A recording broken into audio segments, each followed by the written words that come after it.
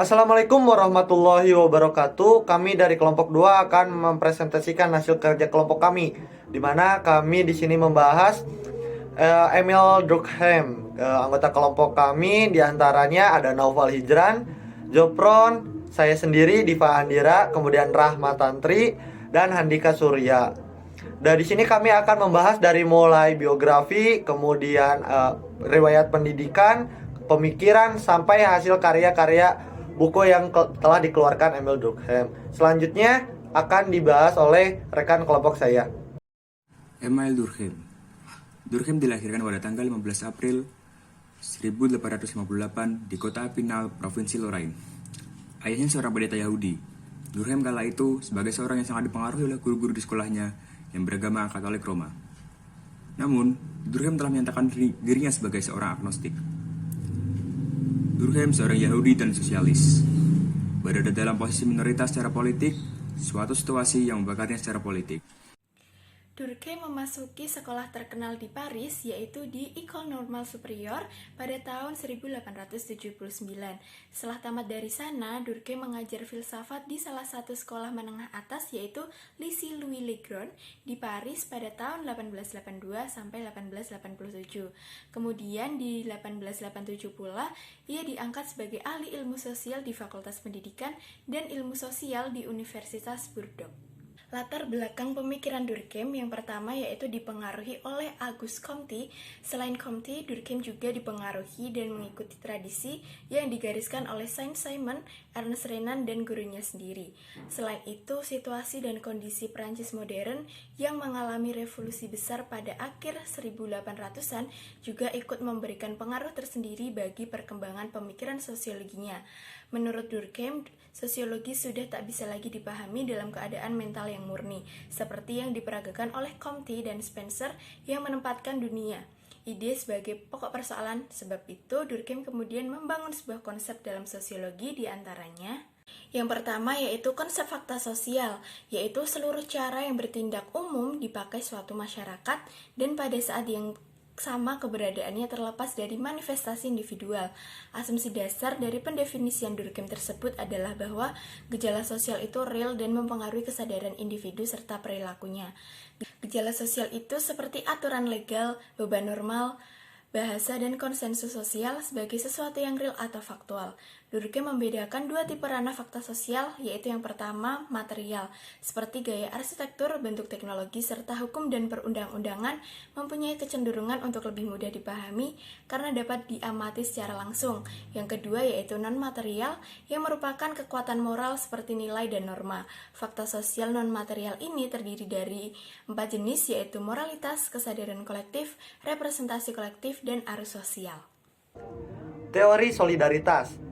Dalam teori solidaritas, Durkheim menjelaskan bahwa solidaritas menekankan kepada keadaan hubungan antar individu dan kelompok yang mendasari keterikatan bersama dalam kehidupan dengan didukung nilai-nilai moral dan kepercayaan yang hidup di dalam masyarakat. Durkheim membedakan dua macam solidaritas. Yang pertama itu adalah solidaritas mekanis. Solidaritas mekanis adalah bentuk solidaritas yang didasarkan pada suatu kesadaran kolektif yang dimiliki individu-individu yang memiliki sifat-sifat dan pola-pola normatif yang sama. Dalam solidaritas mekanis, individu memiliki tingkat kemampuan dan keahlian dalam suatu pekerjaan yang sama, sehingga setiap individu dapat mencukupi keinginannya tanpa tergantung dengan individu lain. Sedangkan yang kedua adalah solidaritas organis. Solidaritas ini didasarkan pada tingkat saling ketergantungan yang tinggi akibat semakin beragamnya pembagian kerja sehingga memunculkan spesialisasi pekerjaan.